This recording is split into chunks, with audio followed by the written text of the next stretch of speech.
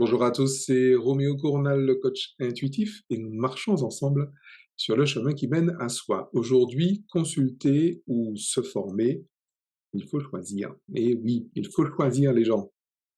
Euh, alors, ça fait déjà très longtemps, ouais. Cela fait déjà de très nombreuses années que j'ai remarqué que dans les sessions de formation, il y avait une grande quantité de personnes qui, en réalité, relevaient plus de la consultation que de la formation. Le problème, il est multiple, c'est-à-dire que j'ai participé à énormément de formations, en tant que moi-même apprenant, j'entends, hein, en tant qu'élève, en tant qu'étudiant.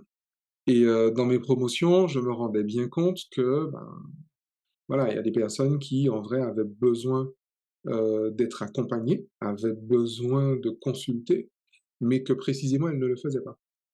Et elles déviaient finalement leurs besoins sur de la formation. Il y a plusieurs raisons à ça, dont une en particulier, alors c'est dû, la raison principale, je pense, est due au fait que beaucoup, dans le développement personnel, beaucoup de thérapeutes qui ont mis au point des outils proposent justement la formation quasi systématiquement. Je me souviens d'ailleurs avoir contacté un professionnel qui a mis en place un outil qui me paraissait vraiment être bien, et je l'ai contacté justement, simplement pour avoir une consultation, pour prendre rendez-vous avec lui. Il dit, écoute, j'ai une problématique, cet outil-là me semble intéressant, et il m'a sorti comme ça de but en blanc, sans même chercher à savoir, hein, que ouais, il avait sorti la formation et qu'il me recommandait de m'inscrire à la formation.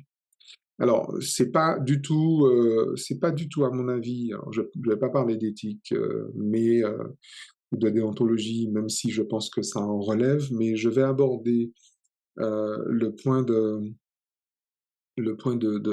l'efficacité finalement, de l'efficacité thérapeutique. Encore une fois, l'outil ne fait pas le thérapeute. C'est pas parce que quelqu'un maîtrise un outil qu'il peut déjà en plus s'en servir pour lui-même. Il y a un certain nombre d'outils thérapeutiques qui peuvent se pratiquer, j'ai envie de dire, en autotraitement, mais pour l'essentiel, il faut avoir le recul du praticien.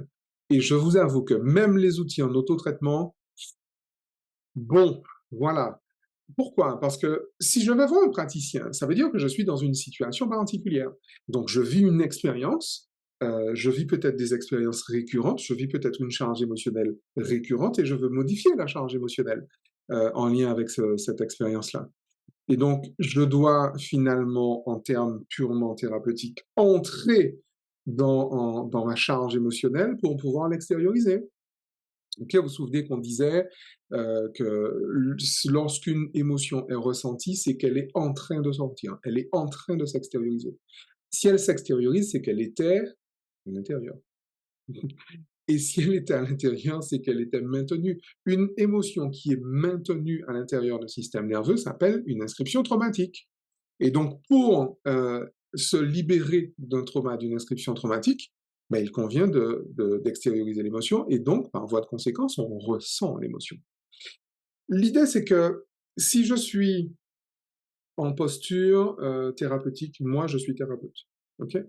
J'ai le recul émotionnel que mon accompagné n'a pas, puisque ce n'est pas mon histoire, ce n'est pas mon événement, ce n'est pas mon expérience, c'est l'histoire de cet accompagné. Et donc, du coup, j'ai le recul sur l'accompagné, et moi, mon travail, en fait, ma posture thérapeutique implique que j'emmène précisément l'accompagné au fond même de sa charge émotionnelle.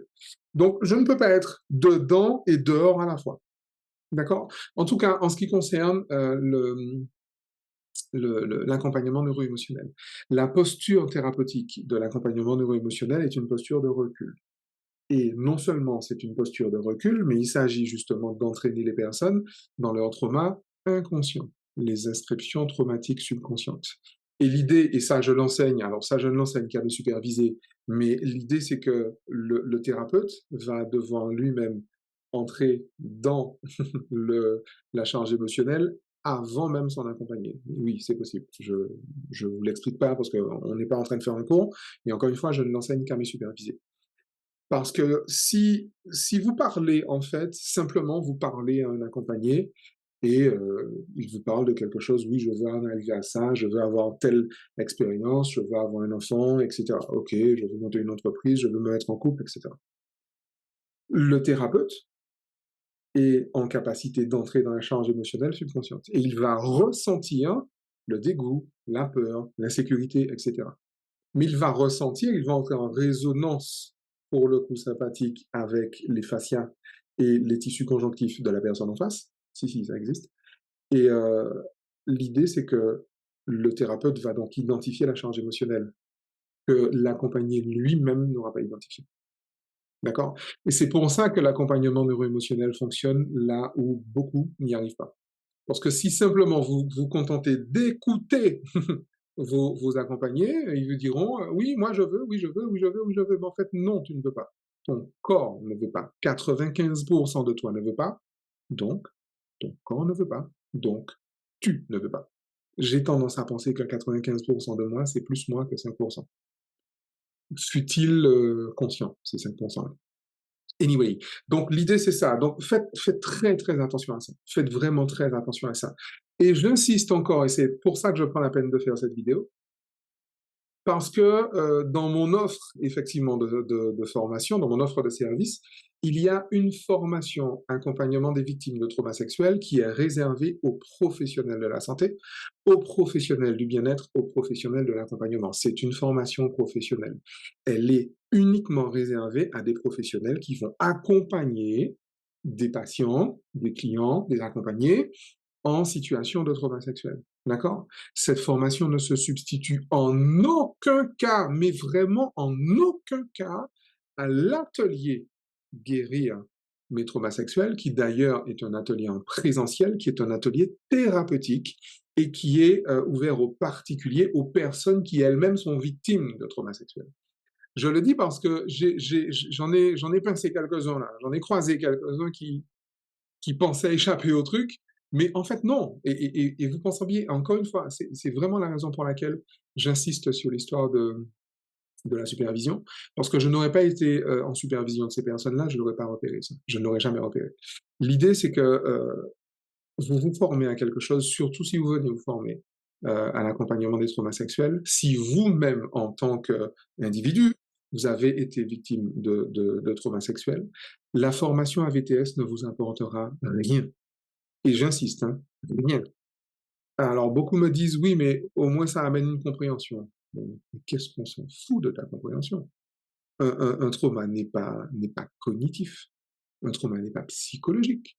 Un trauma est neurologique. C'est du neuro-émotionnel. C'est du neurosensoriel. C'est dans la viande que ça se passe. C'est de la boucherie, si tu veux. La boucherie charcuterie. C'est pas cognitif. Une fois que tu as compris ton, ouais, ok, tu as compris. Tu as compris comment fonctionne un trauma, mais tu n'as pas compris tu n'as pas réalisé, tu n'es pas entré dans ton trauma, tu n'auras pas guéri de ton trauma si tu sais comment fonctionnent tous les traumas. Et d'ailleurs, l'expérience a montré, mais ça ne rate pas. Ça ne rate pas du tout, du tout, du tout, du tout. Si vous faites cette formation-là, ben vous vous retrouvez justement en résonance avec vos consultants, vos accompagnés qui viennent vous raconter des histoires, vous entrez en résonance avec ces histoires-là, vous ne comprenez pas pourquoi, et en fait, en vrai, ce qu'il y a à comprendre, c'est que cette résonance révèle un trauma sexuel chez vous qui doit être accompagné par un autre praticien qui a le recul sur l'expérience, qui a le recul sur votre expérience, c'est votre vie, c'est pas la sienne. Et donc, vous devez vous faire accompagner, même vous en tant que praticien, en tant que thérapeute, en tant que médecin, enfin, ce que vous voulez. Ce n'est pas parce que vous êtes en capacité d'accompagner les autres que vous pouvez vous accompagner vous-même. D'ailleurs, si vous faites de l'accompagnement neuro-émotionnel, par principe, si vous avez compris l'accompagnement neuro-émotionnel, vous savez que vous ne pouvez pas vous accompagner vous-même. Vous avez besoin d'être supervisé par rapport à votre pratique, bien évidemment, mais dans des cas comme cela, vous avez besoin d'être accompagné, vous avez besoin d'être thérapé, comme dit une de mes amies, vous avez besoin d'être accompagné en individuel sur cette problématique-là, vous avez besoin de guérir. Ne substituez jamais une consultation à une formation. Ne substituez jamais une formation à une consultation. Ça ne sert pas à la même chose. Et je le dis en particulier pour mes collègues, heu, j'espère que dans peu de temps, je n'aurai plus de collègues qui disent à leurs clients, à leurs accompagnés, «J'ai fait la formation sur cet outil-là, prends ma formation». Non, jamais. Non, c'est pas comme ça que ça se passe. C'est pas comme ça que ça se passe. Lorsque vous avez besoin de consulter, consultez. Lorsque vous avez l'intention de pratiquer, à partir de ce moment-là, suivez la formation pour les praticiens, suivez la formation pour les professionnels.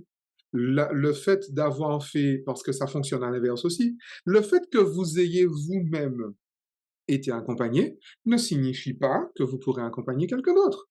Beaucoup de personnes, la quasi-totalité d'ailleurs, ouais, la quasi-totalité.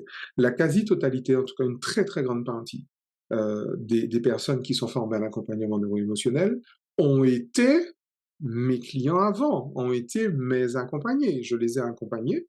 Et lorsqu'effectivement, pour leur vie personnelle, et lorsqu'effectivement ils sont passés de l'autre côté et qu'ils ont appris les outils, mais ils se sont rendus compte mais il y a un océan entre les deux. Il y a un océan.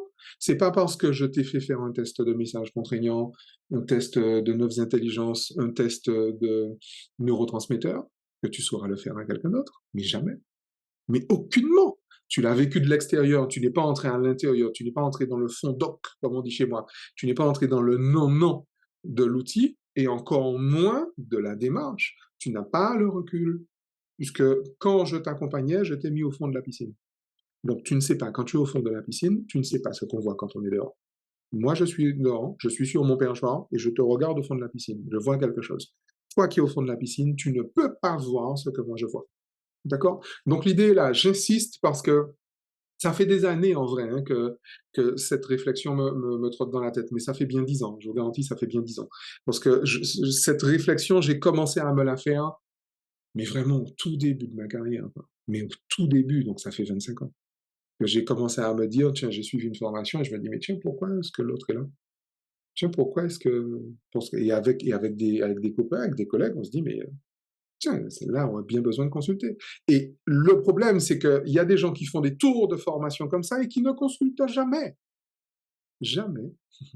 Et qui, après, viennent se déclarer thérapeutes parce qu'elles ont fait 36 formations. Ben, non, ça ne marche pas. En tout cas, sur l'accompagnement neuro-émotionnel, ça ne marche pas. Et j'ai mis en place ce qu'il faut pour que ce ne soit jamais le cas. Et je vous garantis que le cadre sera de plus en plus strict parce que je tiens à l'excellence thérapeutique de mes étudiants. C'est la raison d'ailleurs pour laquelle la formation initiale s'appelle excellence thérapeutique. On commence comme ça. On commence vraiment comme ça. Vous allez trouver les liens en dessous pour la formation AVTS, l'atelier thérapeutique trauma sexuel et également guérir mes traumas sexuels et également pour la formation excellence thérapeutique. Donc vraiment retenez cela. Ne substituez jamais une formation à une consultation.